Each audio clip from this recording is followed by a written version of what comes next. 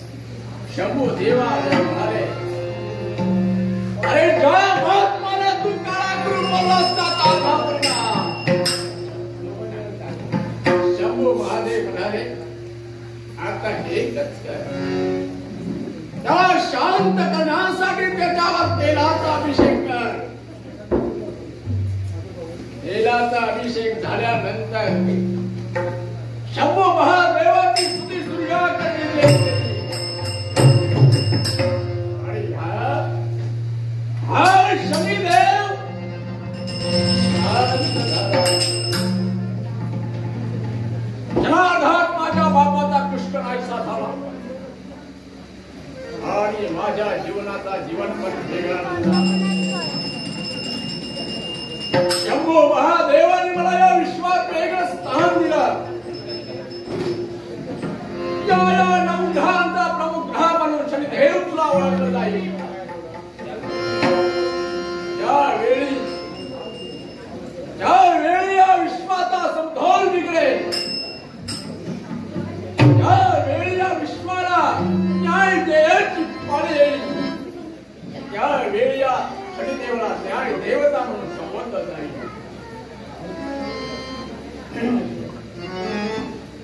ज्याने नीती धर्माचं आचरण केलं त्याच्या जीवनात हा शनिदेव सुखमय करण्यासाठी तत्पर ठरतोय.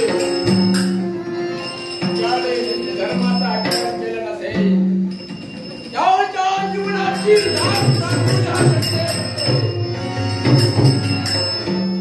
त्याचं वर्ण नील, त्याचं रक्त नील, त्याचं सर्वांग नील, ज्याचं जीवन निर्णयावर हे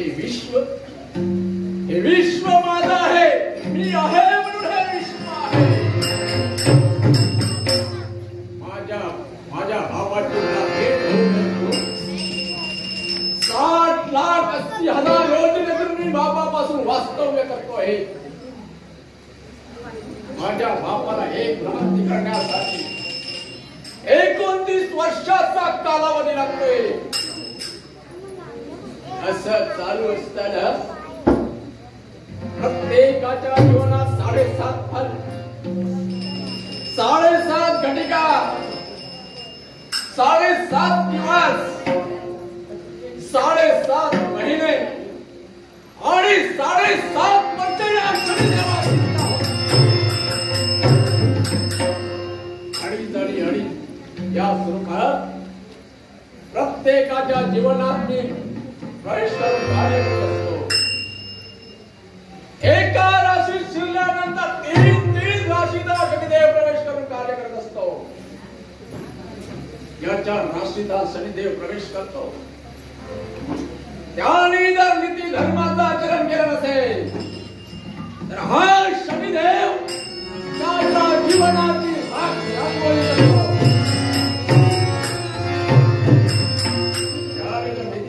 आचरण केलं असेल त्याच्या जीवनात सुखमय करण्यासाठी हा शनिदेव तत्पर ठरतोय. हे विश्व मी आहे म्हणून हे विश्व आहे. ही सृष्टी मी आहे म्हणून आहे. पण आहे काय पडला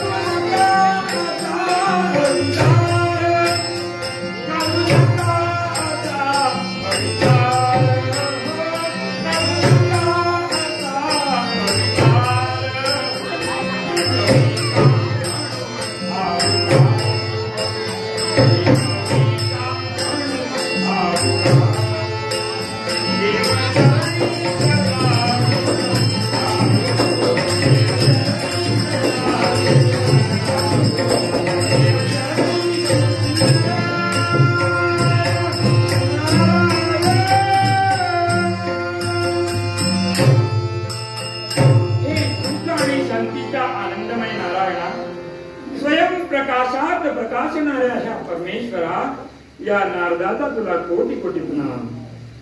हे परमेश्वरा, तू तुझ्या सतेज किरणांनी या अखिल विश्वाला ज्ञान देण्याचे कार्य करतोय आणि तेच प्रकाशमय जीवन प्रत्येक प्राणी मात्रांपर्यंत पोचावं म्हणूनच माझी ही पायपीट.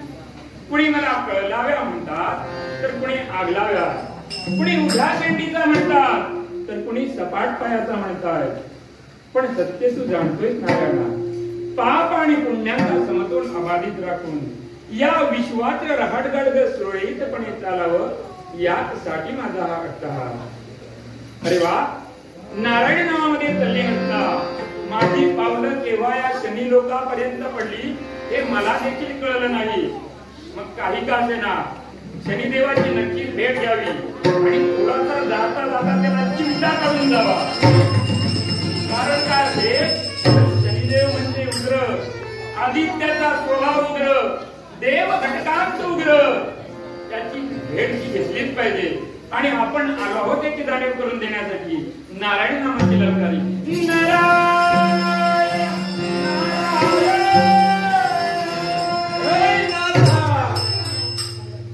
आज काय नवीन बातमी वगैरे घेऊन आलायस की काय? अरे शनिदेवा, बातमी वगैरे काही नाही.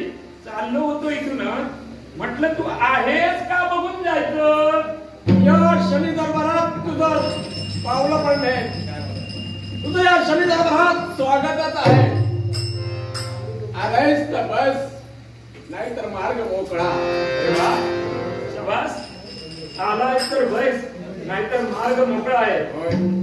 जागा वाढली वाटतं. अरे शनिदेवा, क्षणभर तुझं दर्शन घ्यायचं म्हणत होतो. एकदा डोळ्यात नको रे बाबा, तुझं दर्शन नको. तुझं दर्शन घेतलं तर माझ्या मागे 7.5 लागले म्हणून समज. अरे तू म्हणतोय एकदा घेऊन बघ, पण तू आतापर्यंत काय काय प्रताप केलेस रे, आणि म्हणून तुझं मला दर्शन नको. या शंभो महादेवाची काय स्थिती झाली होती तुला माहीतच आहे. या गजाननाचं सिर धडावडीकडे तोडून गेलं असेल, तर या शनिदेवाने विष्णू देवाचा सिर कमल कोणी तोडला असेल. या शनिदेवाने या देवतांचा प्रवास घडतो आहे. या शनिदेवाकडे, अरे पण शनिदेवा, ब्रह्मदेवाचा सिर कमल कोणी तोडलं ते सुद्धा या शनिदेवाने. बरोबर आहे, बरोबर आहे. पण शनिदेवा, देवतांनी मात्र तुझं आसन ठेवलं तर कुठे रे. आपल्या सर्वांच्या आचरणांपासून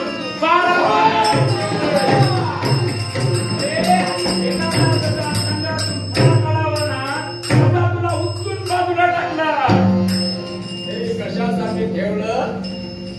एकापासून एकाची नजर न होऊ नये म्हणून त्याने मला दूर स्थान दिलं. मग शनिदेवा, तू म्हणतोय साऱ्या देवतांना तू त्रस्त करून सोडलंय, साऱ्या प्राणी मात्रांच्या राशीत तू जातोय आणि प्रत्येकाला त्याच्या राशीत गेल्यानंतर सगळे भोग भोगावे लागतात. बरोबर. एक मात्र कर शनिदेवा, या ब्रह्मपुत्र नारदाच्या राशीत मात्र तू येण्याचा प्रयत्न करू नको. एकदा तरी प्रयत्न करू बघ. माझ्या नजराला नजर भिडव. या नजरेला नजर मिळवणं नको. पण मी तुला सांगतोय की शनिदेवा, आतापर्यंत जसा तू माझ्या राशीत आला नाहीस तसा यापुढेही येऊ शकत नाही, कारण मी नारायणाचा निश्चित भक्त आहे. हे तुला गैरसमज आहे, गैरसमज आहे. शनिदेवा, या त्रिभुवन प्रत्येक तुम्हाला सोडलं नाही. काय बोलतोय शनिदेवा? दशा करून टाकील. या विश्वात तुला तोड दाखवायलाच म्हणजे शनिदेवा, नक्की कोणत्या गोष्टीचा उलगडा करतोय तू? तुझा गुरु आणि तू कार्यरत असताना श्रीमती मध्ये विवाह करण्यासाठी तू तयार झाला. पूर्वमणी आणि तू विवाह करण्यासाठी उत्सुक झाला त्यावेळी तुझी काय स्थिती झाली होती आठवतोय तो प्रसंग. माझे मामा पर्वतमणी आणि मी अंबरीश राजाची राजकन्या श्रीमती हिला पाहताच मला तिच्याशी लग्न करण्याची इच्छा झाली आणि माझे मामा पर्वतमुनी यांनी देखील तिला पाहिलं, तेही तिच्यावर मैल झाले. पण झालं ते काय? माझी इच्छा जडल्यानंतर मी माझ्या नारायणापर्यंत गेलो आणि त्या माझ्या वैकुंठीच्या नारायणाला सांगितलं की हे नारायणा, मला श्रीमती बरोबर विवाह करायचा आहे आणि त्यासाठी मला तुझं रूप पाहिजे आहे. माझ्या नारायणाने मला सांगितलं, अरे नारदा, तू तर ब्रह्मचारी, हे गुण तुझ्या डोक्यात केव्हा आलं? पण मी नारायणाला सांगितलं, बाकी मला काही माहित नाही, मला त्या श्रीमती बरोबर लग्न करायचंच आहे. ब्रह्मचर्य वगैरे तू सांगतो, तर तू तर लग्न करून मोकळा झाला आणि तुझ्या भक्तांना ब्रह्मचारी ठेवशील. त्यावर नारायण मला म्हणाला की नारदा, जर तुझी इच्छा असेल तर माझं रूप मी तुला देतो. आणि त्यावेळी घडलं ते काय? नारायणाने मला स्वतःचं रूप दिलं, पण माझं तोंड मात्र माकडाचं केलं. त्यावेळी मरकट रूप मला धारण झालं. अरे नारदा, त्यावेळी तुझं मरकट रूप धारण झालं, त्यावेळी तुझी निंदा नालस्ती झाली. बरोबर. धिक्कार झाला. नारायणाकडून मी थेट निघालो ते त्या श्रीमतीच्या स्वयंवरापर्यंत. त्या स्वयंवरामध्ये माझे मामा पर्वतमुनी आणि मी केवळ आम्ही दोघेच उभं असताना श्रीमती माझ्या समोर आली आणि हसायला लागली. सर्व राजदरबार हसायला लागला आणि ते पाहून माझा अपमान झालेला पाहून मला क्रोध अनावर झाला. अंतःपुरात गेलो, दर्पणात पाहिलं तर भगवंताने माझं शरीर मात्र स्वतःच दिलंय, पण तोंड मात्र माकडाचं दिलं. त्याच वेळी निर्धार केला, गेलो नारायणाकडे आणि त्याला सांगितलं, हे नारायणा, हा घडला तो प्रकार काय? तुम्हाला रूप स्वतःच दिलंस आणि तोंड माकडाचं दिलंस. सर्वजण माझ्यावर हसले आणि माझा झालेला अपमान सहन न झाल्यामुळे मी माझ्या नारायणाला श्राप दिला. हे नारायणा, ज्याप्रमाणे मला श्रीमती बरोबर विवाह करायचा असताना सुद्धा मला पत्नी सुखापासून तू वंचित ठेवलं, त्याचप्रमाणे तू देखील पत्नी सुखापासून वंचित होशील आणि त्याला दुसरा श्राप कोणता दिला असेल तर ज्याप्रमाणे तू माझं मुख माकडासारखं केलं, मरकट रूप मला दिलं आणि तेच माकड तुला सहाय्य करण्यासाठी येतील. आणि शनिदेवा, हे दोन्ही श्राप देऊन मी त्या ठिकाणाहून निघालो. पण शनिदेवा, हे सर्व जे तू बोलतोय त्याच्या मुळाशी कारण ते काय? त्यावेळी माझी वक्रदृष्टी तुझ्यावर काय बोलतोय तू? सत्य ते बोलतोय. म्हणजे केवळ तुझ्या वक्रदृष्टीमुळे, तुझ्या करार छायेमुळे हे सारं घडलं. मग शनिदेवा, माझ्या नारायणाचा कोणताही दोष नसताना मी त्याला श्राप दिला आणि हे सारं घडलं ते केवळ तुझ्या करार छायेमुळे. अरे नारदा, सर्व एवढा अहंकार बऱ्याचा नव्हे. तू म्हणतोय साऱ्या देवतांना तुझ्या पायाखाली नमवणार. शनिदेवा, तू साऱ्या देवतांना पायाखाली नमवण्याची भाषा करतोय, पण एक लक्षात ठेव, या नारदाच्या बाबतीत तू जे काही घडवलंस, कारण नसताना मी माझ्या देवाला श्राप दिला, हे सर्व घडलंय ते केवळ तुझ्यामुळे. आणि म्हणूनच हा ब्रह्मपुत्र नारद या तुझ्या शनी लोकात प्रतिज्ञा करतोय. काय प्रतिज्ञा आहे तुझी? आणि ती प्रतिज्ञा कोणती असेल? एक ना एक दिवस या विश्वातील एखाद्या तरी महाभागाकडून, एक ना एक दिवस या विश्वातील कोणातरी एखाद्या महाभागाकडून तुला त्याच्या पायाखाली पायघडी म्हणून ठेवेल, पायघडी म्हणून ठेवेल.